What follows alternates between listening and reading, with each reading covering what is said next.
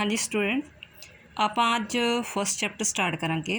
ਇਹਦੇ ਵਿੱਚ ਜਿਵੇਂ ਤੁਹਾਨੂੰ ਮੈਂ ਪਹਿਲਾਂ ਦੱਸਿਆ ਸੀ ਕਿ ਜਸਟ ਆਪਾਂ ਇਹਦੇ ਵਿੱਚ ਮੀਨਿੰਗ, ਸਕੋਪ ਅਤੇ ਇਹਦੀ ਯੂਟਿਲਿਟੀ ਬਾਰੇ ਵਰਣਨ ਕਰਨਾ ਗਾ। ਮੀਨਿੰਗ ਦੇ ਨਾਲ ਆਪਾਂ ਵਿਸ਼ੇਸ਼ਤਾਵਾਂ ਬਾਰੇ ਵੀ ਪੜ੍ਹ ਸਕਦੇ ਹੈਗੇ ਆ। ਜਿਹੜਾ ਮੀਨਿੰਗ ਆ ਇਹਦੇ ਵਿੱਚ ਕਾਫੀ ਪਹਿਲਾਂ ਐਕਸਪਲੇਨ ਕੀਤਾ ਹੈ, ਬਟ ਆਪਾਂ ਕੀ ਕਰਨਾ ਹੈ ਕਿ ਜੇ ਤੁਸੀਂ ਨੋਟਸ ਬਣਾਉਣੇ ਆ, ਇਹਦੇ ਜਿਹੜੇ ਸ਼ੋਰਟ ਹੈਗੇ ਆ ਕੁਐਸਚਨ ਉੱਥੋਂ ਹੀ ਆਪਾਂ ਇਹਦੇ ਨੋਟਸ ਵਗੈਰਾ ਕਰ ਲੈਣੇ ਹੈਗੇ ਆ। ਸ਼ਾਰਟ ਕੁਐਸਚਨ ਜਿਹੜਾ ਹੈਗਾ ਉੱਥੋਂ ਹੀ ਆਪਾਂ ਸਟਾਰਟਿੰਗ ਕਰ ਲੈਣੀ ਹੈਗੀ ਆ। ਜਿਵੇਂ ਪਹਿਲਾਂ ਲਿਖਿਆ ਕਿ ਤੁਲਨਾਤਮਕ ਸ਼ਾਸਨ ਅਤੇ ਰਾਜਨੀਤੀ ਤੋਂ ਤੁਹਾਡਾ ਕੀ ਭਾਵ ਹੈ, ਇੱਥੋਂ ਹੀ ਆਪਾਂ ਇਹਦੀ ਸਟਾਰਟਿੰਗ ਇੰਟਰੋਡਕਸ਼ਨ ਲੈ ਲੈਣੀ ਹੈਗੀ ਆ ਕਿ ਤੁਲਨਾਤਮਕ ਸ਼ਾਸਨ ਅਤੇ ਰਾਜਨੀਤੀ ਦਾ ਸੰਬੰਧ ਹਰ ਪ੍ਰਕਾਰ ਦੇ ਰਸਮੀ ਅਤੇ ਗੈਰ ਰਸਮੀ ਰਾਜਨੀਤਿਕਾਂ ਦੇ ਤੁਲਨਾਤਮਕ ਅਧਿਐਨ ਨਾਲ ਹੈ, ਜਿਹੜਾ ਕਿਸੇ ਵੀ ਰੂਪ ਵਿੱਚ ਰਾਜਨੀਤਿਕ ਪ੍ਰਣਾਲੀ ਦੀ ਕਾਰਜਸ਼ੀਲਤਾ ਨੂੰ ਪ੍ਰਭਾਵਿਤ ਕਰਦਾ ਹੈ। ਕਹਿਣਾ ਕੀ ਚਾਹਿਆ ਹੈ ਕਿ ਪਹਿਲਾਂ ਤਾਂ ਤੁਲਨਾਤਮਕ ਸ਼ਾਸਨ ਨੂੰ ਸਮਝੋ, ਤੁਲਨਾਤਮਕ ਸ਼ਬਦ ਨੂੰ ਸਮਝੋ। ਤੁਲਨਾਤਮਕ ਦਾ ਮਤਲਬ ਹੁੰਦਾ ਕਿ ਦੋ ਚੀਜ਼ਾਂ ਦੀ ਤੁਲਨਾ ਕਰਨੀ, ਠੀਕ ਹੈ, ਜਿਹੜੀਆਂ ਬਰਾਬਰ ਹੋਣ, ਇੱਕੋ ਜਿਹੀਆਂ ਹੋਣ। ਜਿਵੇਂ ਮੈਂ ਜੇ ਦੋ ਬੱਚਿਆਂ ਦੀ ਤੁਲਨਾ ਕਰਾਂ ਜਿਨ੍ਹਾਂ ਨੇ ਦੋਵਾਂ ਨੇ ਸੇਮ ਪੋਲੀਟੀਕਲ ਸਾਇੰਸ ਪੜ੍ਹੀ ਹੋਵੇ, ਤਾਂ ਉਹਨਾਂ ਦੀ ਕਰਾਂ ਕਿ ਕਿਹੜਾ ਬੱਚਾ ਜਿਹੜਾ ਹੈਗਾ ਜ਼ਿਆਦਾ ਇੰਟੈਲੀਜੈਂਟ ਹੈ ਪੋਲੀਟੀਕਲ ਸਾਇੰਸ ਵਿੱਚ। ਦੋ ਸੇਮ ਚੀਜ਼ਾਂ ਦੀ ਤੁਲਨਾ ਕਰਨ ਦੀ ਆ। ਜਿਵੇਂ ਇੰਡੀਆ ਦੀ ਆਪਾਂ ਕਰਾਂਗੇ ਸੰਸਦੀ ਪ੍ਰਣਾਲੀ ਦੀ ਅਤੇ ਇੰਗਲੈਂਡ ਦੀ ਸੰਸਦੀ ਪ੍ਰਣਾਲੀ ਦੀ ਕਰਾਂਗੇ, ਠੀਕ ਹੈ। ਜੇ ਮੈਂ ਨਿਆਂਪਾਲਿਕਾ ਦੀ ਕਰਨੀ ਹੈ ਤਾਂ ਇੰਡੀਆ ਦੀ ਨਿਆਂਪਾਲਿਕਾ ਹੋ ਗਈ ਅਤੇ ਅਮਰੀਕਾ ਦੀ ਨਿਆਂਪਾਲਿਕਾ ਹੋ ਗਈ, ਠੀਕ ਆ। ਜਿੱਥੋਂ ਆਪਾਂ ਚੀਜ਼ ਲਈ ਹੈਗੀ ਆ, ਸੰਸਦੀ ਪ੍ਰਣਾਲੀ ਇੰਗਲੈਂਡ ਤੋਂ ਲਈ ਆ ਅਤੇ ਨਿਆਂਪਾਲਿਕਾ ਅਮਰੀਕਾ ਤੋਂ ਲਈ ਆ, ਫਿਰ ਆਪਾਂ ਉਸੇ ਦੇਸ਼ ਨਾਲ ਹੀ, ਉਸ ਦੇ ਸਿਸਟਮ ਦੇ ਨਾਲ ਹੀ ਤੁਲਨਾ ਕਰਾਂਗੇ। ਅਤੇ ਸ਼ਾਸਨ ਦਾ ਭਾਵ ਆ ਕਿ ਸਰਕਾਰ, ਸਿਸਟਮ, ਕਿ ਸ਼ਾਸਨ ਕਿਵੇਂ ਚੱਲਦਾ ਉਸ ਦੇਸ਼ ਦਾ। ਅਤੇ ਰਾਜਨੀਤੀ ਤੋਂ ਭਾਵ ਕਿ ਕੋਈ ਵੀ ਕਿਰਿਆ, ਠੀਕ ਹੈ, ਭਾਵੇਂ ਉਹ ਰਸਮੀ ਆ ਭਾਵੇਂ ਗੈਰ ਰਸਮੀ ਆ। ਰਸਮੀ ਆ ਕਾਰਜਪਾਲਿਕਾ, ਵਿਧਾਨਪਾਲਿਕਾ ਅਤੇ ਨਿਆਂਪਾਲਿਕਾ ਜਿਹੜੀਆਂ ਸੰਰਚਨਾਵਾਂ, ਸੰਸਥਾਵਾਂ। ਅਤੇ ਜਿਹੜੀਆਂ ਗੈਰ ਰਸਮੀ ਤੋਂ ਭਾਵ ਜਿਹੜੇ ਦਬਾਅ ਸਮੂਹ, ਹਿੱਤ ਸਮੂਹ, ਵਿਦਿਆਰਥੀ ਦਾ ਸੰਘ ਆ ਗਿਆ, ਕਿਸਾਨਾਂ ਦਾ ਸੰਘ ਆ ਗਿਆ, ਕਿਸੇ ਦਾ ਵੀ ਆ ਗਿਆ, ਠੀਕ ਆ, ਉਹ ਕਿਸੇ ਤਰ੍ਹਾਂ ਰਾਜਨੀਤੀ ਨੂੰ ਪ੍ਰਭਾਵਿਤ ਕਰਦਾ ਹੈ, ਉਹਨੂੰ ਆਪਾਂ ਕਹਿ ਦਿੰਦੇ ਹਾਂ ਰਾਜਨੀਤੀ। ਹੁਣ ਜਦੋਂ ਆਪਾਂ ਇਕੱਠਾ ਪੜ੍ਹਦੇ ਹਾਂ ਕਿ ਤੁਲਨਾਤਮਕ ਸ਼ਾਸਨ ਅਤੇ ਰਾਜਨੀਤੀ ਤੁਹਾਡਾ ਕੀ ਭਾਵ ਆ, ਅਤੇ ਇਸ ਦਾ ਭਾਵ ਆ ਕਿ ਤੁਲਨਾਤਮਕ ਸ਼ਾਸਨ ਅਤੇ ਰਾਜਨੀਤੀ ਦਾ ਸੰਬੰਧ ਹਰ ਇੱਕ ਉਹ ਚੀਜ਼ ਜਿਹੜੀ ਰਸਮੀ ਆ ਭਾਵੇਂ ਗੈਰ ਰਸਮੀ ਆ, ਉਹਦੇ ਨਾਲ ਆ ਉਹਦਾ ਤੁਲਨਾਤਮਕ ਅਧਿਐਨ ਕਰਨਾ, ਜਿਹੜਾ ਕਿਸੇ ਨਾ ਕਿਸੇ ਦਾ ਰਾਜਨੀਤਿਕ ਪ੍ਰਣਾਲੀ ਨੂੰ ਪ੍ਰਭਾਵਿਤ ਕਰਦਾ ਹੈ। ਮੰਨ ਲਓ ਕਿ ਮੈਂ ਇੰਗਲੈਂਡ ਦੀ ਸੰਸਦੀ ਪ੍ਰਣਾਲੀ ਅਤੇ ਜਿਹੜੀ ਹੈਗੀ ਭਾਰਤੀ ਸੰਸਦੀ ਪ੍ਰਣਾਲੀ ਬਾਰੇ ਵਰਣਨ ਕਰਨਾ ਚਾਹੁੰਦੀ ਹਾਂ ਕਿ ਇੰਗਲੈਂਡ 'ਚ ਸੰਸਦੀ ਪ੍ਰਣਾਲੀ ਕਿਉਂ ਇੰਨੀ ਸਕਸੈਸਫੁੱਲ ਵਾ, ਠੀਕ ਹੈ, ਅਤੇ ਇੰਡੀਆ 'ਚ ਕਿਉਂ ਨਹੀਂ ਹੈਗੇ ਇੰਨੀ ਪਾਰਲੀਮੈਂਟ, ਕਿਉਂ ਨਹੀਂ ਲੋਕ ਵੱਧ ਚੜ੍ਹ ਕੇ ਵੋਟਾਂ ਲੈਂਦੇ, ਕਿਉਂ ਨਹੀਂ ਰਾਜਨੀਤੀ 'ਚ ਇੰਨਾ ਇੰਟਰਸਟ ਰੱਖਦੇ ਹੈਗੇ, ਕਿਉਂ ਨਹੀਂ ਸੋਚਦੇ ਕਿ ਇਹ ਵੀ ਸਾਡਾ ਜਿਹੜਾ ਹੈਗਾ ਵਾ ਇੱਕ ਮੌਲਿਕ ਜਿਹੜਾ ਫਰਜ਼ ਬਣਦਾ ਹੈ, ਕਰਤੱਵ ਬਣਦਾ ਕਿ ਅਸੀਂ ਵੋਟ ਪਾਉਣੀ ਆ ਜਾਂ ਉਹਦੇ ਪ੍ਰਤੀ ਆਪਣੇ ਜਿਹੜੇ ਹੈਗੇ ਫਰਜ਼ ਨਿਭਾਉਣੇ ਆ। ਰੀਜ਼ਨ ਕੀ ਆ ਕਿ ਸਾਡੇ ਵਿੱਚ ਉਦਾਸੀਨਤਾ ਬਹੁਤ ਪਾਈ ਜਾਂਦੀ ਆ, ਬਟ ਇੰਗਲੈਂਡ ਵਾਲੇ ਜਿਹੜੇ ਹੈਗੇ ਆ ਉਹ ਚੀਜ਼ਾਂ ਤੋਂ, ਇਸ ਚੀਜ਼ ਤੋਂ ਬਹੁਤ ਜ਼ਿਆਦਾ ਅਵੇਅਰਨੈਸ ਆ।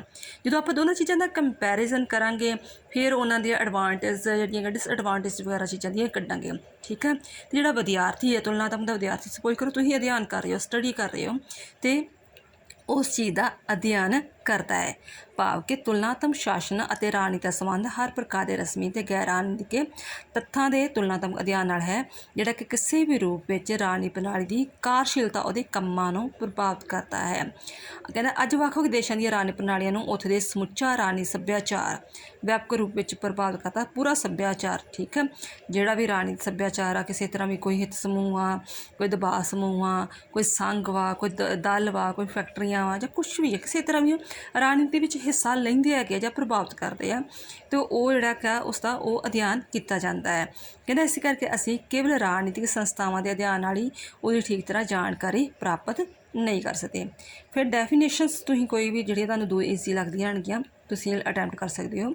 ਜਿਵੇਂ ਇੱਥੇ ਦਿੱਤੀਆਂ ਗਈਆਂ, ਮਾਈਕਲ ਕ੍ਰੇਟਸ ਨੇ ਕਿਹਾ ਹੈਗਾ ਕਿ ਤੁਲਨਾਤਮਕ ਰਾਜਨੀਤੀ ਦਾ ਸੰਬੰਧ ਰਾਜਨੀਤਿਕ ਸੰਸਥਾਵਾਂ ਦੀ ਕਾਰਜ ਪ੍ਰਣਾਲੀ ਅਤੇ ਰਾਜਨੀਤਿਕ ਵਿਵਹਾਰਾਂ ਵਿੱਚ ਪਾਈ ਜਾਣੀ ਮਹੱਤਵਪੂਰਨ ਉਹਨਾਂ ਦੇ ਕਾਨੂੰਨ, ਨਿਯਮਤਾਵਾਂ, ਸਮਾਨਤਾਵਾਂ ਅਤੇ ਅੰਤਰਾਂ ਨਾਲ ਹੈ। ਭਾਵ ਕਿ ਰਾਜਨੀਤਿਕ ਸੰਸਥਾਵਾਂ, ਮੈਂ ਜਿਵੇਂ ਪਹਿਲਾਂ ਕਿਹਾ ਕਿ ਜਿਵੇਂ ਸੰਸਦੀ ਪ੍ਰਣਾਲੀ ਦੀ ਸੰਸਥਾ ਕਹਿ ਲਓ, ਠੀਕ ਹੈ, ਉਹਨਾਂ ਦਾ ਫਿਰ ਆਪਾਂ ਵੇਖਾਂਗੇ ਰਾਜਨੀਤਿਕ ਵਿਵਹਾਰ ਵੀ ਕੀ ਆ, ਅਤੇ ਉਹਨਾਂ ਵਿੱਚ ਜਿਹੜੇ ਕਾਨੂੰਨ ਕੀ ਆ, ਸਮਾਨਤਾਵਾਂ ਕੀ ਆ, ਅੰਤਰ ਕੀ ਆ, ਉਹਨਾਂ ਦਾ ਅਧਿਐਨ ਕਰਨਾ ਹੈ।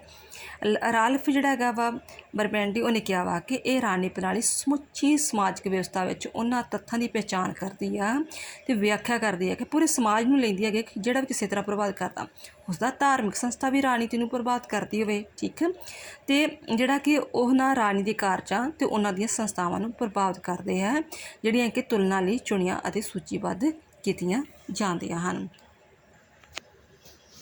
ਹਾਂਜੀ, ਨੈਕਸਟ ਕਰਾਂਗੇ, ਕਿਉਂਕਿ ਆਪਾਂ ਨੂੰ ਪੁੱਛਿਆ ਸੀ ਮੀਨਿੰਗ, ਸਕੋਪ ਅਤੇ ਯੂਟਿਲਿਟੀ। ਨੈਕਸਟ ਇਹਦਾ ਸਕੋਪ ਕੀ ਆ, ਖੇਤਰ ਕੀ ਆ। ਫਸਟ ਆਫ ਆਲ ਆ ਜਾਂਦਾ ਹੈਗਾ ਵਾ ਰਾਣੀ ਪ੍ਰਣਾਲੀਆਂ ਦਾ ਤੁਲਨਾਤਮਕ ਅਧਿਐਨ। ਵੀ ਖੇਤਰ ਤੋਂ ਭਾਵ ਕਿ ਆਪਾਂ ਇਹਦੇ ਵਿੱਚ ਕਿਹੜੇ ਕਿਹੜੇ ਟੌਪਿਕ ਸ਼ੁਰੂ ਕਰ ਸਕਦੇ ਹਾਂ, ਇਹਦੇ ਵਿੱਚ ਕਿਹੜੇ ਕਿਹੜੇ ਵਿਸ਼ੇ ਨੇ। ਠੀਕ ਹੈ, ਪਹਿਲਾਂ ਹੈਗਾ ਰਾਣੀ ਪ੍ਰਣਾਲੀਆਂ ਦਾ। ਇਹਦੇ ਵਿੱਚ ਕੀ ਕਰਦੇ ਆਪਾਂ ਰਾਣੀ ਪ੍ਰਣਾਲੀਆਂ ਦਾ ਤੁਲਨਾਤਮਕ ਅਧਿਐਨ ਕਰਦੇ ਹਾਂ। ਕਿ ਵੱਖ ਵੱਖ ਰਾਣੀ ਪ੍ਰਣਾਲੀਆਂ ਦਾ ਤੁਲਨਾਤਮਕ ਅਧਿਐਨ ਅਤੇ ਉਹਨਾਂ ਦਾ ਵਿਸ਼ਲੇਸ਼ਣ ਕਰਨਾ ਕਿ ਚੀਜ਼ ਨੂੰ ਦੋਵਾਂ ਨੂੰ ਇਕੱਠਾ ਕਰਕੇ ਨਿਚੋੜ ਕੱਢਣਾ ਹੁੰਦਾ ਹੈ। ਜਿਵੇਂ ਤੁਹਾਡੇ ਸਾਰੇ ਪੇਪਰਾਂ ਨੂੰ ਮਲਪੀ ਜਿਹੜੇ ਹੈਗੇ ਆ ਲੈ ਕੇ ਟੋਟਲ ਕਰਕੇ ਅਤੇ ਮੁੜ ਕੇ ਉਹਨਾਂ ਦੀ ਪਰਸੈਂਟੇਜ ਕੱਢੀ ਜਾਂਦੀ ਹੈ। ਇਸੇ ਤਰ੍ਹਾਂ ਹੀ ਵੱਖ ਵੱਖ ਰਾਣੀ ਪ੍ਰਣਾਲੀਆਂ ਦਾ ਪਹਿਲਾਂ ਤੁਲਨਾਤਮਕ ਅਧਿਐਨ ਕੀਤਾ ਜਾਂਦਾ ਹੈ, ਫਿਰ ਉਹਨਾਂ ਦਾ ਐਨਾਲਾਈਸਿਸ ਕੀਤਾ ਜਾਂਦਾ, ਵਿਸ਼ਲੇਸ਼ਣ ਕੀਤਾ ਜਾਂਦਾ ਹੈਗਾ ਵਾ। ਕਹਿੰਦਾ ਉਹ ਮਤਲਬ ਇਹਦੇ ਅਧਿਐਨ ਖੇਤਰ ਵਿੱਚ ਆ ਜਾਂਦਾ। ਇਹਦੇ ਵਿੱਚ ਵੇਖਿਆ ਜਾਂਦਾ ਕਿ ਵੱਖ ਵੱਖ ਰਾਣੀ ਪ੍ਰਣਾਲੀਆਂ ਵਿੱਚ ਨਿਵੇਸ਼ ਅਤੇ ਨਿਕਾਸ ਦੀ ਪ੍ਰਕਿਰਿਆ ਕਿਵੇਂ ਚੱਲਦੀ ਹੈਗੀ ਆ ਅਤੇ ਨਿਵੇਸ਼ਾਂ ਨੂੰ ਨਿਕਾਸਾਂ 'ਚ ਕਿਵੇਂ ਬਦਲਿਆ ਜਾਂਦਾ ਹੈ। ਇਹਨਾਂ ਦਾ ਸਾਰਿਆਂ ਦਾ ਅਧਿਐਨ ਕਰਨਾ ਹੀ ਰਾਣੀ ਪ੍ਰਣਾਲੀਆਂ ਦਾ ਤੁਲਨਾਤਮਕ ਅਧਿਐਨ ਹੈ। ਫਿਰ ਵੇਖੋ ਬੇਟਾ, ਨਿਵੇਸ਼ਾਂ ਨੂੰ ਨਿਕਾਸਾਂ 'ਚ ਬਦਲਣਾ ਪੂਰਾ ਚੈਪਟਰ ਆਪਾਂ ਇਹਦੇ ਬਾਰੇ ਪੜ੍ਹਾਂਗੇ ਕਿ ਜੋ ਵੀ ਅਸੀਂ ਮੰਗਾਂ ਮੰਨਦੇ ਹਾਂ, ਕਹਿੰਦੇ ਸਪੋਜ਼ ਕਰੋ ਅਸੀਂ ਸ਼ਾਸਨ ਕਹਿ ਰਹੇ ਹਾਂ ਸਾਨੂੰ ਰੁਜ਼ਗਾਰ ਦਿੱਤਾ ਜਾਵੇ, ਸਾਨੂੰ ਨੌਕਰੀਆਂ ਦਿੱਤੀਆਂ ਜਾਣ, ਸਾਡਾ ਜਿਹੜਾ ਹੈਗਾ ਦੇਸ਼ ਦਾ ਸਿਸਟਮ ਸਹੀ ਕੀਤਾ ਜਾਵੇ, ਉਹ ਨਿਵੇਸ਼ ਆ। ਅਤੇ ਜੇਕਰ ਉਹ ਸਹੀ ਤਰ੍ਹਾਂ ਵਾਕਿਆ ਉਹ ਨੌਕਰੀਆਂ ਦੇ ਦਿੰਦੀ ਹੈਗੀ ਹੈ, ਐਜੂਕੇਸ਼ਨ ਸਿਸਟਮ ਸਹੀ ਕਰਦੀ ਆ, ਹੌਸਪੀਟਲ ਦਾ ਸਿਸਟਮ ਸਹੀ ਕਰਦੀ ਆ, ਅਤੇ ਉਹ ਹੋ ਗਿਆ ਨਿਕਾਸ ਸਿਸਟਮ। ਠੀਕ ਹੈ, ਅਤੇ ਹਰੇਕ ਰਾਜਨੀਤੀ ਪ੍ਰਣਾਲੀ ਜਦੋਂ ਉਹ ਜਿਹੜਾ ਸਟੱਡੀ ਕਰ ਰਿਹਾ ਵਾ ਤੁਲਨਾਤਮਕ ਦਾ ਵਿਦਿਆਰਥੀ, ਉਹ ਵੇਖਦਾ ਕਿ ਕਿਸੇ ਵੀ ਦੇਸ਼ ਦੀ ਜਿਹੜੀ ਹੈਗੀ ਆ ਉਹ ਕਿੱਦਾਂ ਦੇ ਨਿਵੇਸ਼ ਕਰਦੇ ਆ ਅਤੇ ਉਹਨਾਂ ਦਾ ਨਿਕਾਸ ਕਿਵੇਂ ਹੁੰਦਾ ਹੈ। ਠੀਕ ਹੈ, ਇਹਦੇ ਵਿੱਚ ਹਿੱਤ ਸਮੂਹੀਕਰਨ, ਹਿੱਤ ਸਮਾਜੀਕਰਨ, ਹਿੱਤ ਭਰਤੀਕਰਨ, ਰਾਣੀ ਸੰਚਾਰ, ਇਹ ਸਾਰਾ ਕੁਝ ਆ ਜਾਂਦਾ ਹੈਗਾ। ਨੈਕਸਟ ਹੈਗਾ ਸੰਵਿਧਾਨਕ ਪ੍ਰਣਾਲੀਆਂ। ਕਹਿੰਦਾ ਸੰਵਿਧਾਨਕ ਜਿਹੜਾ ਇਹਦੇ ਰਾਣੀ ਤੁਲਨਾਤਮਕ ਅਧਿਐਨ ਵਿੱਚ ਇਹਦੇ ਖੇਤਰ ਵਿੱਚ ਸੰਵਿਧਾਨਕ ਪ੍ਰਣਾਲੀਆਂ ਦਾ ਵੀ ਅਧਿਐਨ ਕੀਤਾ ਜਾਂਦਾ ਹੈ। ਹਰ ਰਾਜ ਦੀ ਆਪਣੀ ਇੱਕ ਸੰਵਿਧਾਨਕ ਪ੍ਰਣਾਲੀ ਹੁੰਦੀ ਹੈ। ਜਿਵੇਂ ਇੰਡੀਆ ਦੀ ਆਪਣੀ ਇੱਕ ਸੰਵਿਧਾਨਕ ਪ੍ਰਣਾਲੀ ਹੈਗੀ ਆ, ਆਪਾਂ ਜੋ ਇੰਡੀਆ ਦੇ ਸੰਵਿਧਾਨ ਵਿੱਚ ਲਿਖਿਆ ਉਸੇ ਹਿਸਾਬ ਨਾਲ ਆਪਣਾ ਦੇਸ਼ ਦਾ ਸਿਸਟਮ ਚੱਲਦਾ ਹੈਗਾ। ਇਸ ਤਰ੍ਹਾਂ ਕਹਿੰਦਾ ਹਰ ਰਾਜ ਦੀ ਇੱਕ ਸੰਵਿਧਾਨਕ ਪ੍ਰਣਾਲੀ ਹੁੰਦੀ ਹੈ ਅਤੇ ਵੱਖ ਵੱਖ ਰਾਜਾਂ ਦੀ ਸੰਵਿਧਾਨਕ ਪ੍ਰਣਾਲੀਆਂ ਦੇ ਤੁਲਨਾਤਮਕ ਅਧਿਐਨ ਅਤੇ ਉਹਨਾਂ ਦਾ ਵਿਸ਼ਲੇਸ਼ਣ ਕਰਨਾ, ਇਹ ਜਿਹੜਾ ਹੈਗਾ ਵਾ ਤੁਲਨਾਤਮਕ ਰਾਜਨੀਤੀ ਦਾ ਅਧਿਐਨ ਖੇਤਰ ਆ, ਜਾਂ ਵਿਸ਼ਾ ਵਸਤੂ ਕਹਿ ਲਓ, ਵਿਸ਼ਾ ਵਸਤੂ ਆ ਜਾਂ ਖੇਤਰ ਆ। ਰਾਜ ਦੀ ਕਹਿੰਦਾ ਸੰਵਿਧਾਨਕ ਪ੍ਰਣਾਲੀ ਵਿੱਚ ਉਸ ਦੀਆਂ ਰਸਮੀ ਸੰਸਥਾਵਾਂ, ਜਿਸ ਰਸਮੀ ਸੰਸਥਾਵਾਂ ਕਿਹੜੀਆਂ ਹੋਗੀਆਂ ਵਿਧਾਨ ਪਾਲਿਕਾ, ਕਾਰਜਪਾਲਿਕਾ, ਨਿਆਂਪਾਲਿਕਾ, ਅਤੇ ਗੈਰ ਰਸਮੀ ਸੰਸਥਾਵਾਂ ਜਿਹੜੀਆਂ ਹਿੱਤ ਸਮੂਹ, ਦਬਾਅ ਸਮੂਹ ਵਗੈਰਾ ਆ ਜਾਂਦੇ ਆ, ਉਹਨਾਂ ਦਾ ਅਧਿਐਨ ਭਾਵ ਸਟੱਡੀ ਕੀਤੀ ਜਾਂਦੀ ਹੈਗੀ ਆ।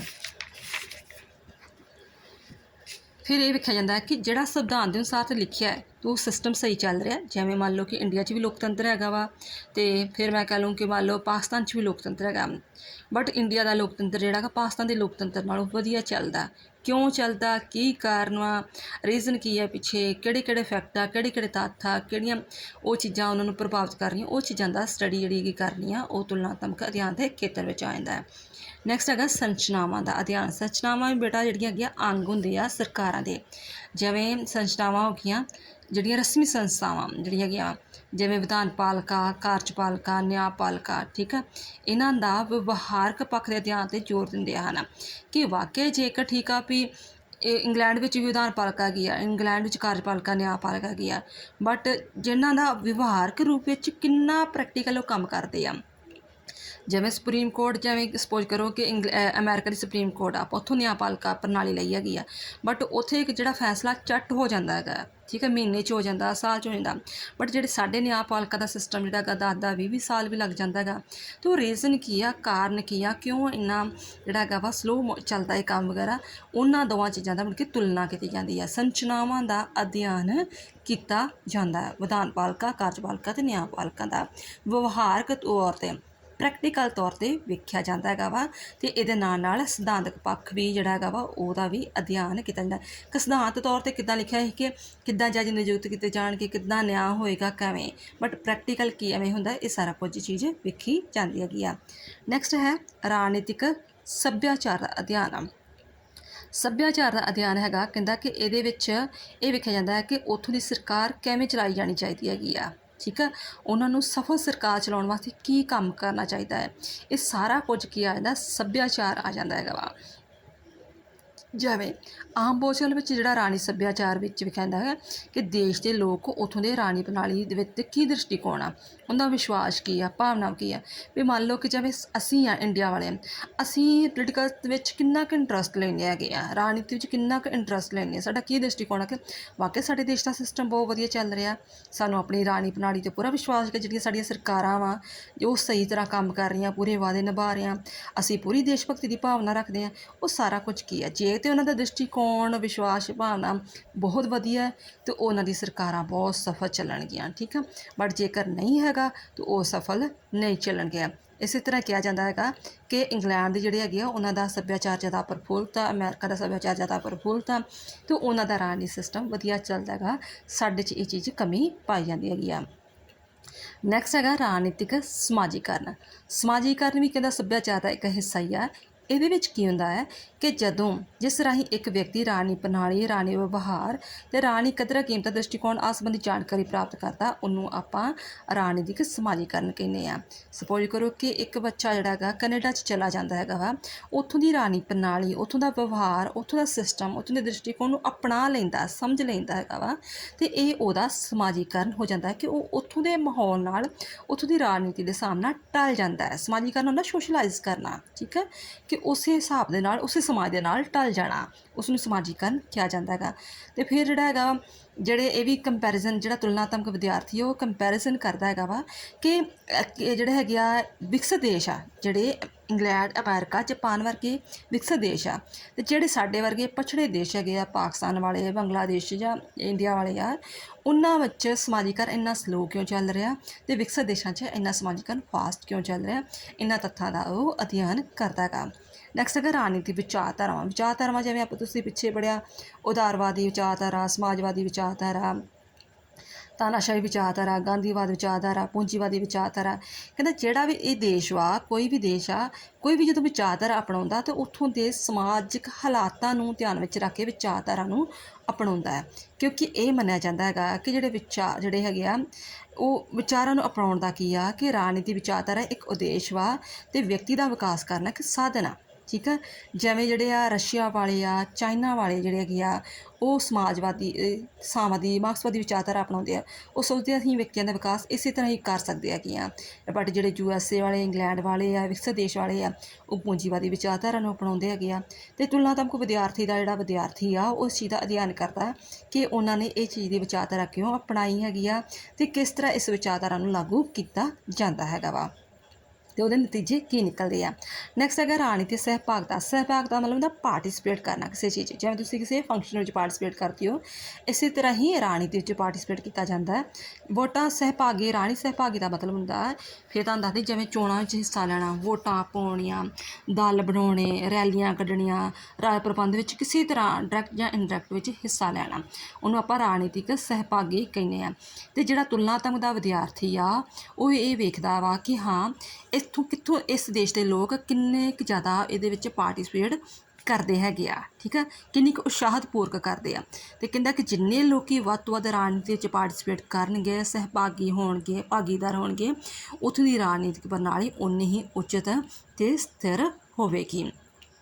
ਫਿਰ ਇਹ ਵੀ ਵੇਖਦੇ ਹੋ ਕਿ ਕਿਹੜੇ ਕਿਹੜੇ ਤੱਤ ਆ ਜਿਨ੍ਹਾਂ ਦੇ ਕਰਕੇ ਉਹ ਇਹਦਾ ਵੱਧ ਤੋਂ ਵੱਧ ਜਿਹੜਾ ਹੈਗਾ ਵਾ ਪਾਰਟੀਸਪੇਟ ਕਰਦੇ ਆ ਜਾਂ ਨਹੀਂ ਕਰਦੇ, ਕਿਉਂ ਨਹੀਂ ਕਰਦੇ, ਉਹਨਾਂ 'ਚ ਉਦਾਸੀਨਤਾ ਕਿਉਂ ਪਾਈ ਜਾਂਦੀ ਆ। ਨੈਕਸਟ ਹੈਗਾ ਰਾਜਨੀਤਿਕ ਸਮੂਹਾਂ ਦਾ ਅਧਿਐਨ। ਸਮੂਹ ਕਹਿੰਦਾ ਕਈ ਤਰ੍ਹਾਂ ਦੇ ਹੁੰਦੇ ਆ, ਜਿਵੇਂ ਰਾਜਨੀਤਿਕ ਦਲ ਹੋ ਗਿਆ, ਹਿੱਤ ਸਮੂਹ ਹੋ ਗਿਆ, ਦਬਾਅ ਸਮੂਹ ਹੋ ਗਿਆ। ਕਹਿੰਦਾ ਜਿਹੜੇ ਸਮੂਹ ਜਿਹੜੇ ਹੁੰਦੇ ਆ ਨਾ, ਇਹ ਲੋਕਾਂ ਦੀਆਂ ਇੱਛਾਵਾਂ ਦਾ ਪ੍ਰਗਟਾਅ ਹੁੰਦੇ ਆ, ਕਿਉਂਕਿ ਸਮੂਹ ਜਿਹੜੇ ਬਣੇ ਹੁੰਦੇ ਲੋਕਾਂ ਦੀ ਇੱਛਾ ਨੂੰ ਪ੍ਰਗਟ ਕਰਦੇ ਕਿ ਲੋਕ ਕੀ ਚਾਹੁੰਦੇ ਹੈਗੇ ਆ, ਕਿਉਂਕਿ ਗਰਾਊਂਡ ਲੈਵਲ ਤੋਂ ਆਏ ਹੁੰਦੇ ਆ।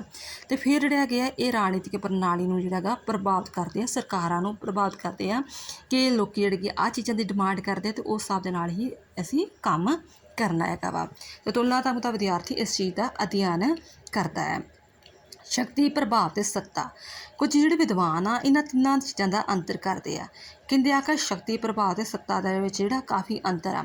ਸ਼ਕਤੀ ਦਾ ਭਾਵ ਜਿਹੜਾ ਹੈਗਾ ਵਾ ਕਿ ਜਦੋਂ ਜਿਹੜਾ ਹੈਗਾ ਵਾ ਕੋਈ ਵਿਅਕਤੀ ਜਿਹੜਾ ਹੈਗਾ ਵਾ ਰਾਜਨੀਤੀ ਵਿੱਚ ਆ ਜਾਂਦਾ ਤਾਂ ਸ਼ਕਤੀ ਹਥਿਆਉਂਦਾ ਹੈ, ਠੀਕ ਹੈ, ਅਤੇ ਜਦੋਂ ਉਹ ਸ਼ਕਤੀ ਲਈ ਸੰਘਰਸ਼ ਕਰਦਾ ਵਾ ਅਤੇ ਉਦੋਂ ਉਹ ਸੱਤਾ ਬਣ ਜਾਂਦੀ ਹੈਗੀ ਆ, ਠੀਕ ਆ। ਪਹਿਲਾਂ ਸ਼ਕਤੀ ਦੀ ਧਾਰਨਾ, ਜਦੋਂ ਵੀ ਤੁਲਨਾਤਮਕ ਦਾ ਕੋਈ ਵੀ ਰਾਜਨੀਤੀ ਵਿੱਚ ਆਉਂਦਾ ਵਾ ਉਹ ਕਿਹੜੀ ਗੱਲ ਆਉਂਦਾ, ਸ਼ਕਤੀ ਲਈ ਆਉਂਦਾ ਵਾ। ਅਤੇ ਜਦੋਂ ਉਹ ਸੰਘਰਸ਼ ਕਰਦਾ ਵਾ, ਸੰਘਰਸ਼ ਕਰਕੇ ਪ੍ਰਾਪਤ ਕਰ ਲੈਂਦਾ ਉਸ ਚੀਜ਼ ਨੂੰ, ਅਤੇ ਉਹ ਸੱਤਾ ਬਣ ਜਾਂਦੀ, ਸ਼ਕਤੀ ਸੱਤਾ ਬਣ ਜਾਂਦੀ ਆ। ਅਤੇ ਜਦੋਂ ਕੋਈ ਜ਼ਿਆਦਾ ਪ੍ਰਭਾਵਸ਼ਾਲੀ ਪਰਸਨੈਲਿਟੀ ਜਿਹੜੀ ਹੈਗੀ ਆ ਆਪਣੀ ਉਹ ਗੱਲ ਨੂੰ ਮਨਵਾ ਲੈਂਦਾ ਹੈਗਾ ਵਾ, ਤਾਂ ਉਹ ਉਹਦਾ ਹੋ ਗਿਆ ਪ੍ਰਭਾਵ। ठीक है। जिवें प्रभाव का कै मान लो कि मनमोहन सिंह भी है सी प्रधानमंत्री, उन्होंने ठीक उहदे कोल शक्ति भी हैगी सी, सत्ता भी हैगी सी, बट उन्हें अपना प्रभाव कदे भी नहीं ज़्यादा जमाया, उन्हें अपनी कदे भी नीतियां नूं पूरे दृढ़ होकर लागू नहीं करवाया। बट जिहड़ा नरेंद्र मोदी आ उन्हें पहला शक्ति हथियाई, फिर जिहड़ी सत्ता विच आया, शक्ति हथिया के राजनीति च मुड़ के सत्ता च आया, शासन मतलब कि सरकार बनाई, दैन आफ्टर अपना पूरा प्रभाव जिहड़ा पाउंदा कि मैं आ कानून बनाया तो लागू करना ही करना। तो फिर वो जिहड़ा तुलनात्मक दा विद्यार्थी वो चीज़ नूं वेखदा कि कौन जिहड़ा गा शक्ति प्रभाव ते सत्ता दा किस तरह कोई जिहड़ा हैगा वा कोई ज़्यादा शक्तिशाली हुंदा तो कोई घट क्यों हुंदा, की कारण पिछे किहड़े तत्थ वगैरह हैगे आ। नैक्सट हैगा कि राजनीति विशिष्ट वर्ग, राणी हिंसा ते राणी भ्रष्टाचार का अध्ययन, 3 टॉपिक 3 वायदे च पॉइंट। विशिष्ट वर्ग क्या जाता है कुछ जिहड़े गिणे चुने लोग होंगे जिहड़े हमेशा राजनीति के उत्ते काबज रहिंदे आ। जिवें इंडिया की एग्जाम्पल लै लो कि जिवें पंजाब विच हमेशा बादलों की सरकार चलती रहिंदी है, ठीक है, बादल का ही परिवार आएगा, पहला प्रकाश सिंह बादल, सुखबीर सिंह बादल, अगों उहदा बेटा आ जाएगा सपोज करो, ठीक है, बादलों का परिवार की सत्ता के काबज वा। तो जे कांग्रेस लै लो वो नेहरू परिवार आ, जिवें पहला जिहड़ी इंदिरा गांधी, जवाहरलाल नेहरू, फिर इंदिरा गांधी, फिर सोनिया गांधी, फिर राहुल गांधी, ठीक है, ये कुछ गिणे चुने लोग हमेशा ही हर सोसाइटी में हर देश में जिहड़े गए वो पाए जाते हैं। तो वो ये चीज़ तुलनात्मक विद्यार्थी ये वेखदा वा कि शक्ति किन्हां दे हत्थां विच वा ते वो विशिष्ट वर्ग किहड़े आ ते काम किवें करदे आ। नैक्सट ये है कि हिंसा क्यों होंदी हैगी आ, कहता कि जदों कहता कि इत्थों ये वर्ण करना जरूरी होगा कि राजनीति नेतावां दे भर्ती का ढंग ते अमीरां ते गरीबां विचकार जो पाड़ा वज जाता तो उत्थे हिंसा वधदी है। मतलब कोई भी जो भर्ती होंदी है, एक टीचर की भी भर्ती होंदी है, एक पुलिस की होंदी है, एक फौजी की होंदी है, ਉਹਦੀ क्वालिफिकेशन वेखी जाती हैगी आ, ਉਹਦੀ मिल के फिर स्पैशल भर्ती होंदी है, ठीक है, तो वो पढ़िया लिखिया वर्ग होंदा। बट नेताओं का कोई टैसट नहीं होंदा हैगा, सिर्फ एक वोटां के सिर ते जित जाते हैं। तो उस चीज़ दे विच भी लोकां दे विच इह चीज़ दा रोस आउणा शुरू हो जाता, वो संतुष्ट नहीं होंदे तो वो फिर राजनीतिक हिंसा करनी शुरू कर दिंदे हैगे आ। फिर भ्रष्टाचार, इस तरह राजनीति में भ्रष्टाचार भी काफ़ी वध रहा, जिवें नेता वा वो काफ़ी वड्डे घोटाले करने शुरू कर दिंदे हैगे आ, ठीक है, कह दिंदे कि हाँ भी इन्ने करोड़ का जिहड़ा प्रोजैक्ट लिआंदा है ये लगावांगे तुहाडे एरिया च लगावांगे, बट वो पूरा लगाया नहीं जाता। सपोज करो एक सड़क ही बन रही है, रोड ही बन रही है, बट वो कच्चा माल लगाया जाता है, सही तरह लोग कोला नहीं पाया जा रहा, वो साल बाद ही टुट जाती है, तो वो भ्रष्टाचार ही हो जाता कि नेता सारे पैसे खाए ने। इस तरह भ्रष्टाचार राजनीति जी है भ्रष्टाचार भी वध रहा। तो तुलनात्मक विद्यार्थी चीज़ का अध्ययन करता है ये विशिष्ट वर्ग कौन होंगे आ, ठीक है, हिंसा क्यों वधदी आ ते भ्रष्टाचार किवें आउंदा गा, तत्थां का अध्ययन करता है। नैक्सट हैगा वा राजनीतिक प्रक्रियावां का अध्ययन। प्रक्रिया का अध्ययन कि जिहड़ा हैगा वा इस विच अनेकां प्रकार राजनीतिक कई प्रक्रियावां होंदियां वा, जिवें कार्यपालिका कासादगी काम करता है, ठीक है, जिहड़े मंत्री परिषद होंदे आ, विधानपालिका विधानकी काम करते हैं, जिहड़े कानून बनाउंदे आ, न्यायपालिका न्यायपालिक दे काम करते हैं, कई प्रकार दी प्रक्रियावां करते हैं। तो तुलनात्मक दा विद्यार्थी जिहड़ा हैगा वा इन्हां चीज़ां दा सारियां दा अध्ययन करता है। नैक्सट हैगा प्रतियोगी राज्यां विचकार शक्ति संतुलन का अध्ययन। प्रतियोगी राज्यां विच मान लो कि पाकिस्तान ते इंडिया का प्रतियोग कंपीटिशन हो जाए कि मैं ज़्यादा कामयाब होना तो पाकिस्तान कभी मैं ज़्यादा कामयाब होना, ठीक है, बट वो फिर फौजां की दौड़ विच हथियारों की दौड़ विच पिछे लग जान, बट उहदे विच एक बैलेंस भी बना के रखना, शक्ति भी प्राप्त करने की कोशिश करनी, एक बैलेंस भी बना के रखना। जिवें कहंदा कि पहला शक्ति दे हथियार होने करके वध तो वध अमीरां देशां दे नाल समझौते कर लैंदे आ, सैनिक समझौते कर लैंदे आ, जिवें नाटो सीटो सेंटो वारसा पैक्ट समझौते वगैरह हो गए, ठीक है, तो बट जिहड़ा संतुलन का काम आ वो जिहड़ा हैगा वा नाम करदा नॉन अलाइनमेंट जिहड़ा मूवमेंट आ, यानी कि गुट नलेपता जिहड़ा वो संतुलन का काम करदा, वो कहंदा कि मैं किसी भी गुट विच शामिल नहीं होना। इस तरह प्रतियोगी राज्य जिहड़े हैगे आ शक्ति संतुलन का काम करदा है। तो तुलनात्मक दा जिहड़ा विद्यार्थी है इस चीज़ का अध्ययन करदा है कि किस तरह होर जिहड़ियां हैगियां पॉसीबिलिटी निकल सकदियां जिहदा करके जिहड़े अगे दूजे राज्यां विच जिहड़ा बैलेंस बनिया रहे तो कोई लड़ाई युद्ध वाला माहौल ना पैदा होवे। नैक्सट हैगा वा आधुनिकीकरण ते शहरीकरण दी समस्यावां दा अध्ययन। कहते ज्यों ज्यों लोकां विच जिहड़ा गा विद्या दा जिहड़ा गा वा ये प्रसार होंदा जा रहा वा जां लोकां कोल आर्थिक दृष्टि तो जिहड़े हैगे आ संपन्न हो जाते हैगे आ, ठीक है, वो जात धर्म, ठीक है, ये रंग नस्ल इस तो उपर उठ जाते हो, उन्होंने दे दिमाग 'च ये गल नहीं होंदी हैगी। जिन्ने लोग अनपढ़ रहिंदे आ, जिन्नी ज़्यादा गरीबी रहिंदी आ, वो उन्ना ही ज़्यादा धर्म जाति दे विच बज्झे रहिंदे आ कि असीं इसे जात नूं वोट पाउणी आ, इसे धर्म नूं वोट पाउणी हैगी आ, ठीक है, इसे दल नूं वोट पाउणी आ। तो उहदा करके जिहड़ा हैगा वो चीज़ तुलनात्मक दा विद्यार्थी वेखदा वा कि अज राजनीति विच किवें बदलाव आ रहा ਆ ਕਿ ਕਿਹੜੇ ਕਾਰਨ ਆ। ਇੱਕ ਤਾਂ ਉਹ ਵਿਦਿਆ ਵੇਖਦਾ, ਦੂਜਾ ਆਰਥਿਕ ਦ੍ਰਿਸ਼ਟੀ ਵਗੈਰਾ ਵੇਖਦਾ। ਫਿਰ ਇੱਕ ਚੀਜ਼ ਇਹ ਹੋਰ ਵੇਖਦਾ ਕਿ ਜਿਨ੍ਹਾਂ ਦੇਸ਼ਾਂ ਵਿੱਚ ਜ਼ਿਆਦਾ ਉਦਯੋਗੀਕਰਨ ਹੁੰਦਾ ਹੈ, ਜਿਵੇਂ ਬਾਰ ਕਹਿ ਰਹੀ ਹਾਂ, ਜਾਪਾਨ ਹੋ ਗਿਆ, ਚਾਈਨਾ ਹੋ ਗਿਆ, ਠੀਕ ਹੈ, ਇੰਗਲੈਂਡ, ਅਮਰੀਕਾ ਹੋ ਗਿਆ, ਜਿਨ੍ਹਾਂ ਦੇਸ਼ਾਂ ਵਿੱਚ ਜ਼ਿਆਦਾ ਉਦਯੋਗੀਕਰਨ ਹੁੰਦਾ ਉੱਥੇ ਸ਼ਹਿਰੀਕਰਨ ਵੀ ਜ਼ਿਆਦਾ ਵੱਧ ਜਾਂਦਾ, ਕਿਉਂਕਿ ਉਦਯੋਗੀਕਰਨ ਜਿਹੜਾ ਹੈਗਾ ਵਾ ਆਰਥਿਕ ਖੁਸ਼ਹਾਲੀ ਦਾ ਇੱਕ ਤੱਤ ਹੈਗਾ ਵਾ। ਨੈਕਸਟ ਹੈਗਾ ਨੌਕਰਸ਼ਾਹੀ ਦੀ ਭੂਮਿਕਾ।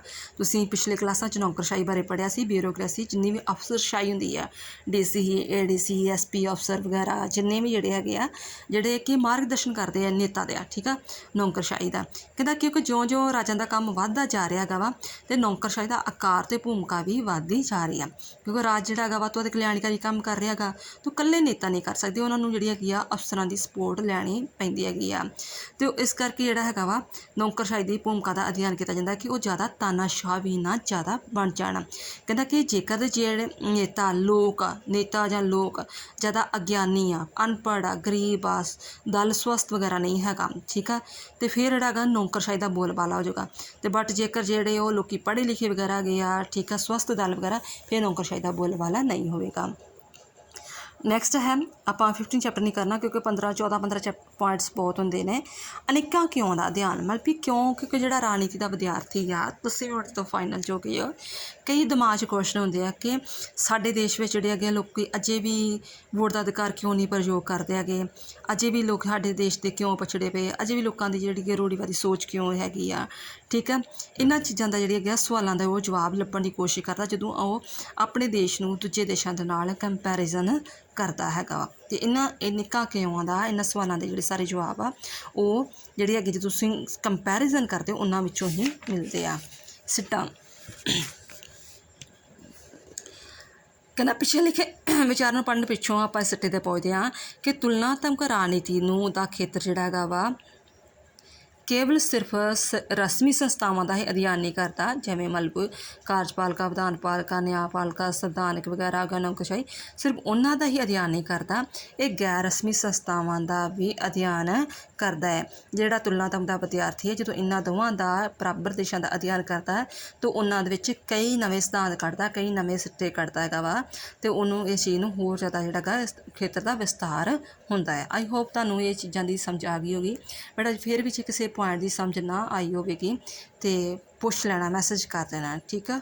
ਓਕੇ ਬੇਟਾ, ਥੈਂਕ ਯੂ।